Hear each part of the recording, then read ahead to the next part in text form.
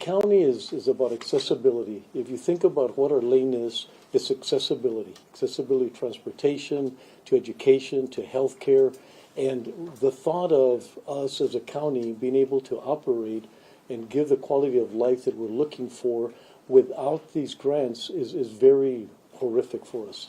I mean, because we understand that it has a huge impact.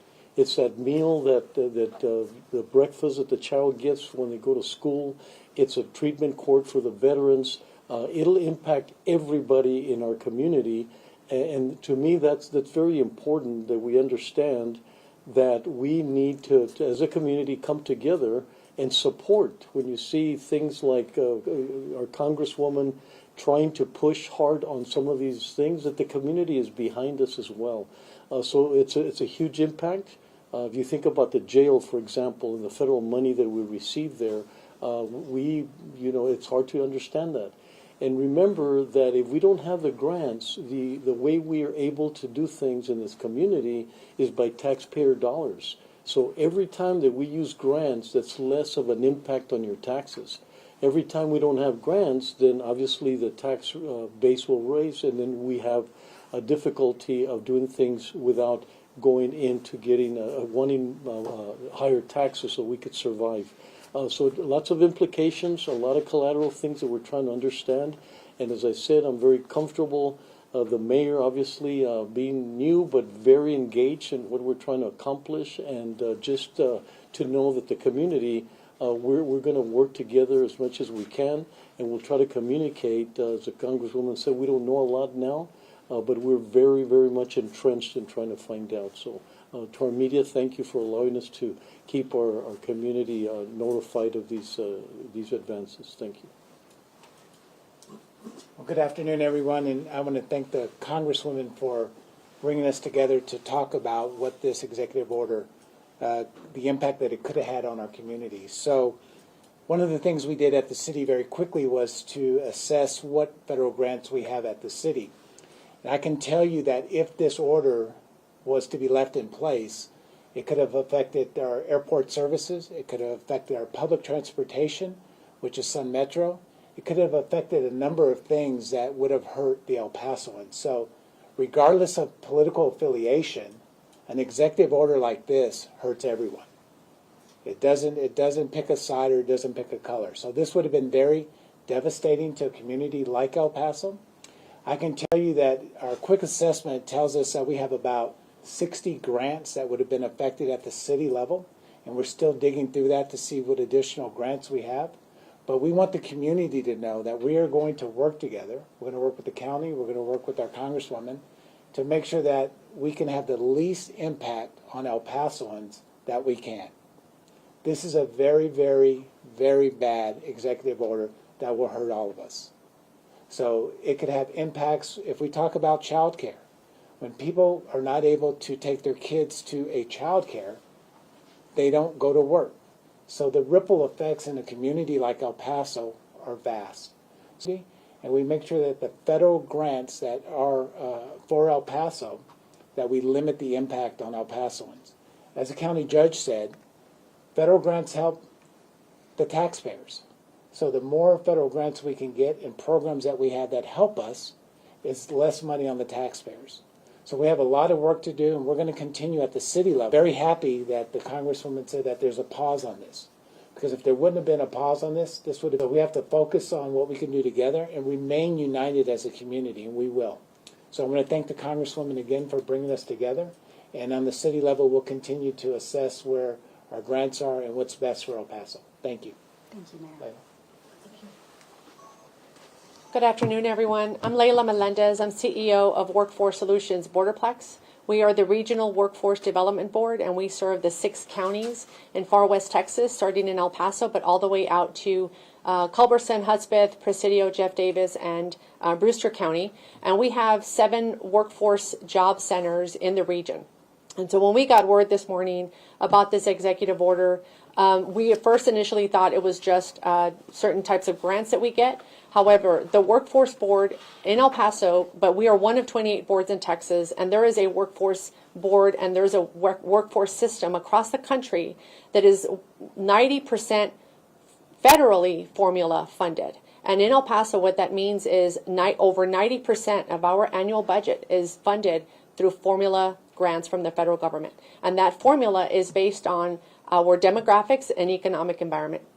And so regardless of this lift of this executive order, we are staying very close to what impact this will have on our federally appropriated federally funded programs down the line. But in El Paso and in our region, we serve hundreds of people every day with providing employment services, job placement services, education and training programs. We are right now sponsoring and supporting hundreds of individuals enrolled in critical healthcare, critical labor,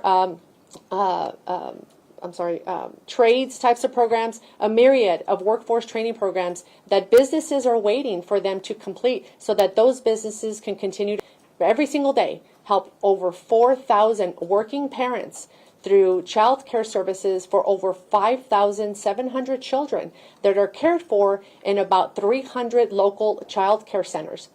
Those working parents rely on that critical child care so that they can go to work for local businesses, and those local businesses can serve you, the community. So this has a ripple effect that can be felt all the way down into the community.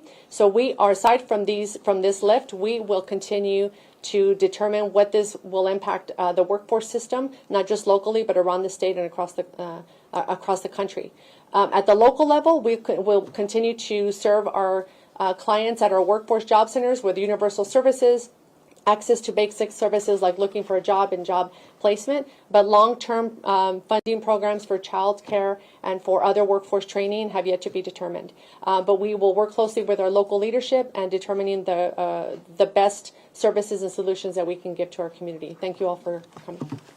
Thank you, Layla.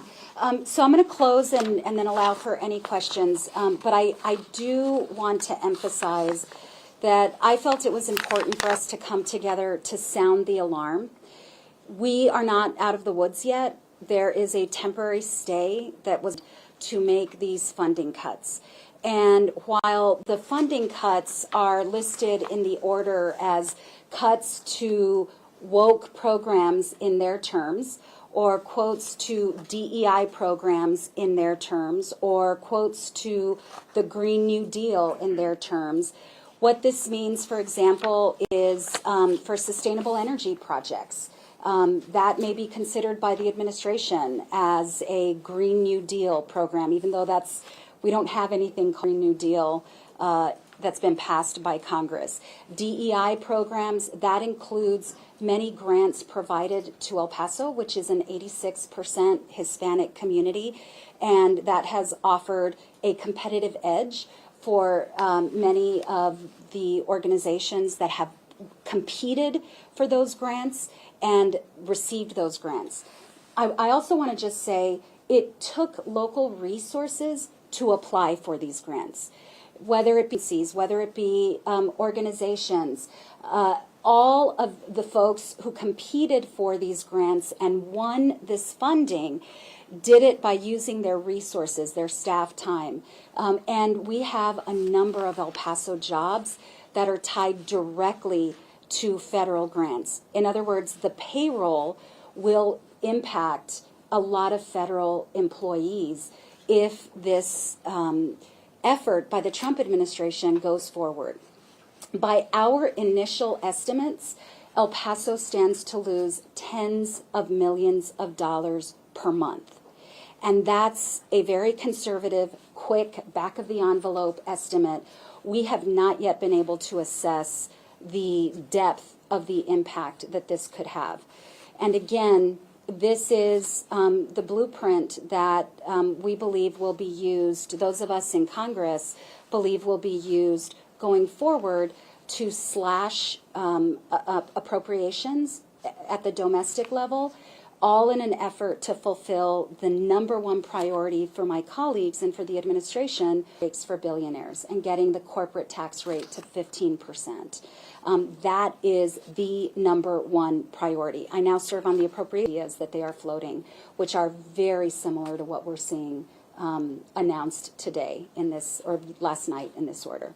So with that, if there are any questions, happy to answer them. But again, please know we are still trying to get as much detail as possible. This is actually for the judge and the mayor. I know it's early, but can you guys give a little detail on what projects would be affected, the nature of them, and what options have been floated so far to respond if this does go back into effect? I mean, as we said, almost everything. So if you mind just like, Yes, ahead okay. of mine. I think Congresswoman mentioned something very important, and that is that we matched funds. So we've already invested in these grants. We've already put money in there, and that we might not get back the return on that money. Typically, when you have a grant, you don't get anything at the front end, and then you have to sort of wait until all these things. We have a lot of employees that are part of federal grants that would not be able to continue with us because we wouldn't be able to provide the funding for them. So that's a big one. Things like animal control, we've got grants on animal rescue that we're trying on the bond. Maybe a lot of our bond money that we're trying to use has some other implications. So just there's so many touch points. The nutrition program. The nutrition program, that's such an important, you're looking at thousands of individuals receiving meals that might not receive a meal. And as you can see, the impact is on the community. If you cannot provide the federal money, then the impact is who's going to take care of that? Who's going to take care of 5,000 individuals receiving meals on a daily basis? So to me, that's the concern. And as we're worried about, is this, as the Congresswoman said, is this a blueprint of going forward? How can we make decisions based on not knowing what's going to happen in the future? So very difficult for us to continue to give it that continuation of serving the community, not knowing what we will and will not get back in return.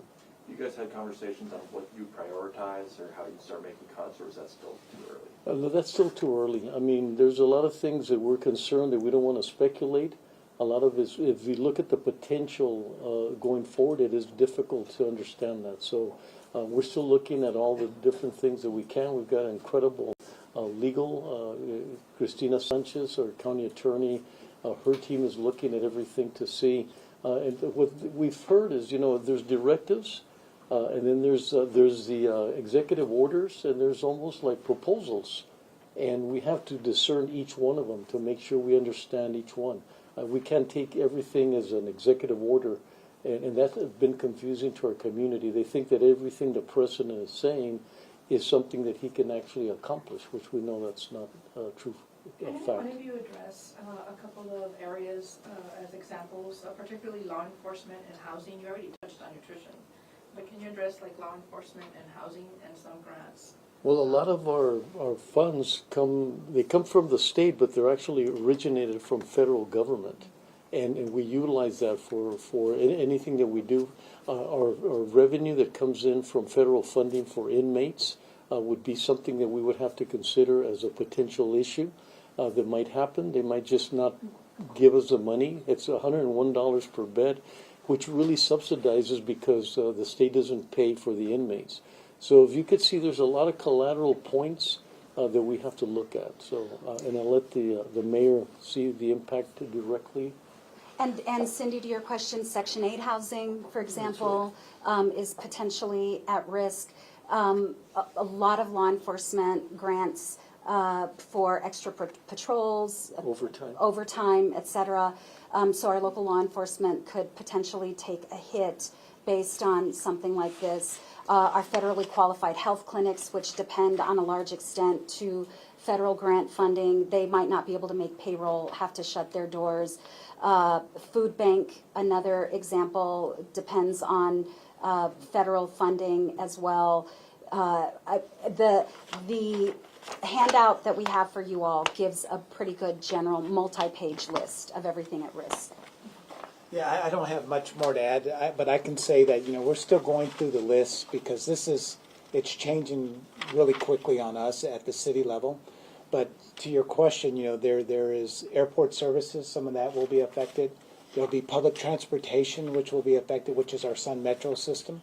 There's community service, there's affordable housing that we're looking at. So we have approximately 60 grants that are federally funded or subsidized that we're going to go through and make sure that we know exactly the impacts that it has on El Pasoans. But those are the ones we're looking at, and those are the ones we'll figure out. But I would say your biggest impact are going to be on public transportation. Do you guys have any contingency plans for those that may lose funding? Can I, I will tell you, as I mentioned before, this is not like no organization has had any time to assess the breadth and the depth of the cuts, much less make contingency funds. You know, the way that governments operate, and you all cover this, we operate on fiscal years. And so governments work through the summer, writing a budget, debating a budget, voting on a budget, and then living by that budget. The federal government, same thing. I mean, we don't always pass our appropriations bills, but we make our promises. You know, the House of Representatives and the U.S. Senate agreed to, passed, by voting it in both chambers, goes to the president's desk, the president signs it. That's how government is supposed to work. This is an aberration.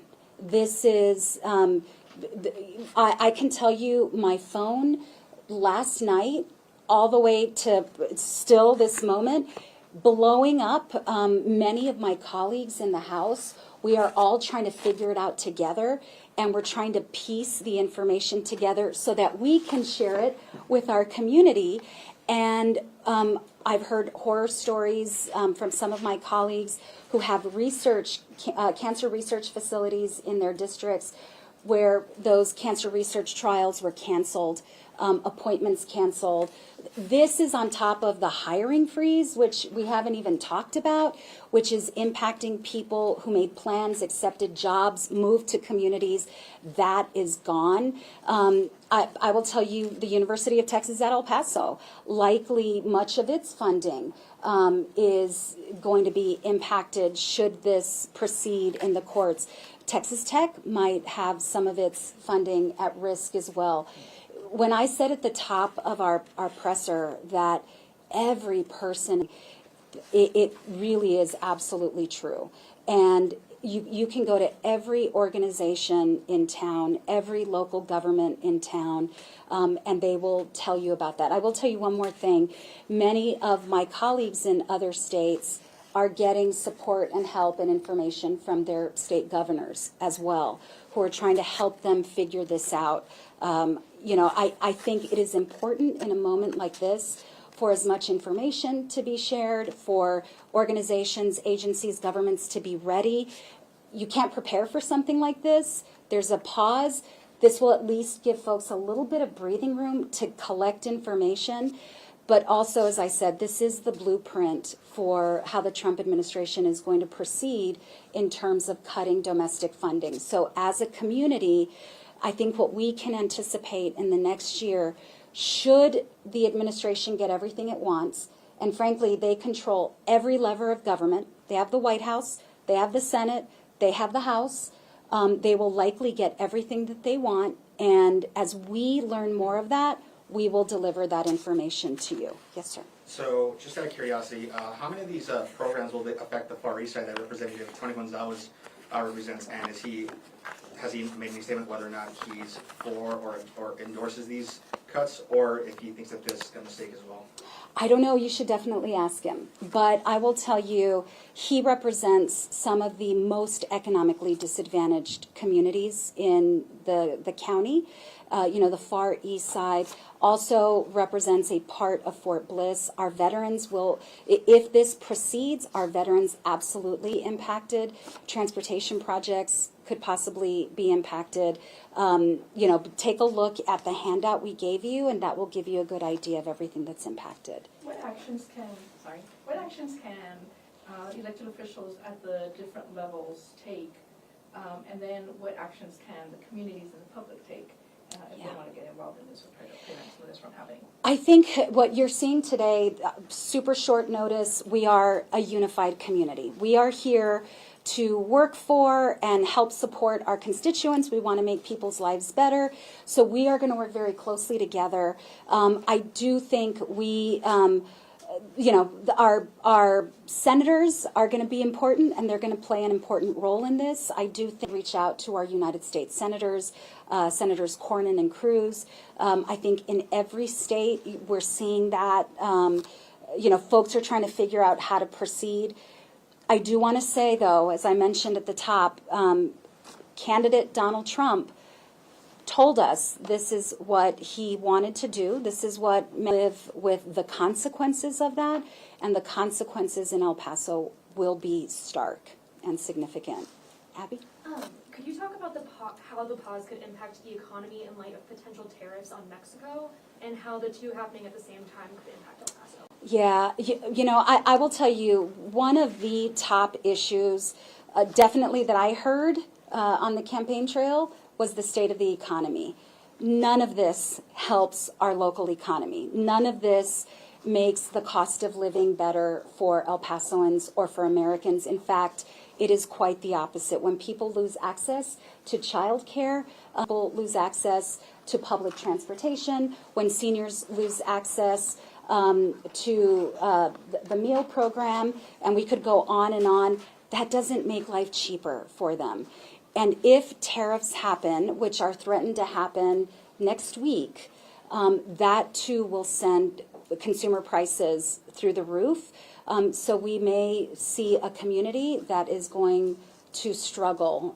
We are hoping, of course, to prevent all of this. We are going to do everything possible. I have a meeting with House Democratic colleagues tomorrow, and we are thinking through every strategy possible to prevent all of this. But we are in the minority. I have one more question, and it is kind of off topic, but the Colombian Foreign Ministry confirmed that a Colombian military aircraft took off from El Paso last night with, I believe, 91 Colombian nationals. So what is your reaction to this happening, especially after the back and forth that we saw this weekend between Petro and President Trump? And then I'll get to both of you because I know you all have questions as well. I spoke a little bit at San Jacinto Plaza about all of this. Flights, nothing new. And in fact, the commercial aircraft used by the federal government actually holds more people than the C-17s held, which were the military aircraft used initially and is actually still being used for deportation flights. And just as a reminder, those C-17s are meant for cargo. They're meant for big tanks. They're meant for, I've been in a C-17. It is cavernous. It's not an aircraft that is intended to carry lots of people. So from my perspective, it was for two purposes. I mean, number one, for performative purposes, but also, I suspect, as a way to drain DOD funding, because there's always people eager to renew the DOD funding. The Colombian president, as we heard, had no problem accepting deportation flights. Deportation flights had been going on even the week before President Trump was inaugurated. His issue was the military aircraft, and they're, after some back and forth, they're back up again, and President Trump has declared victory. It's all of this political theater doesn't make us safer, doesn't make America better, doesn't accomplish anything but alienate our allies. We should be working with Latin American allies because China is seeking entree into Latin America, and we should not be giving our Latin American allies a reason to look to elsewhere for an alliance or for trade deals. Of all the areas that these freeze affect, will one of them be prioritized so we do not lose quality of service? Or is there any something crucial that cannot go unfunded and we will focus on? I will tell you, to me, everything is crucial. Whether we're talking about transportation, whether we're talking about healthcare, whether we're talking about food and dealing with food insecurity. These, I cannot emphasize enough that our local governments, our local organizations worked for and competed for and won these grants.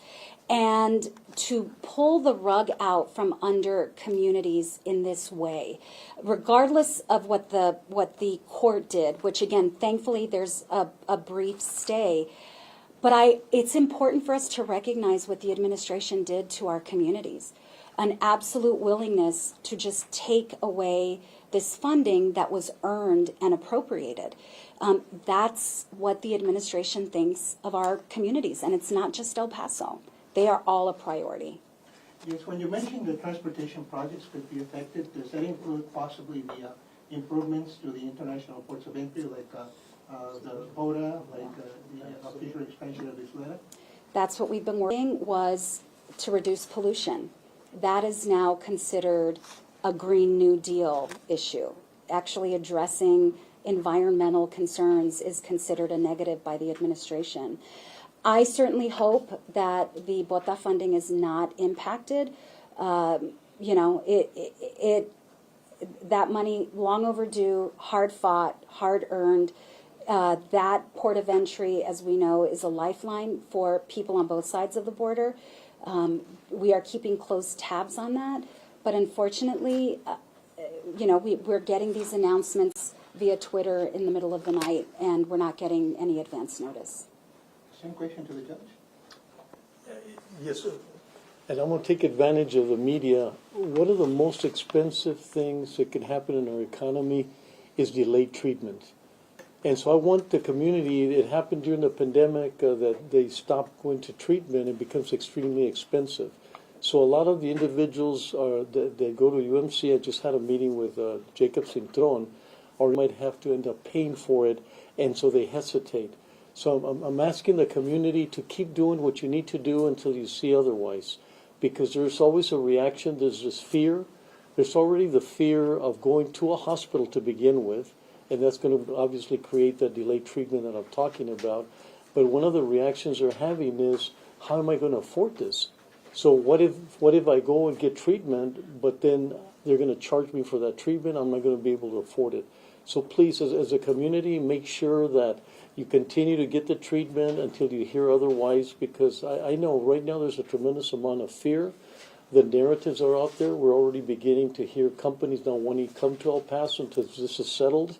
And when they talk about bringing in DPS and all of that, we're no longer that community that people love to come to because of these narratives. But the one that's really important to me is not to stop treatment thinking that you're not going to be able to pay for it. So, and I apologize. Yeah, how important are the improvements to the international ports of entry?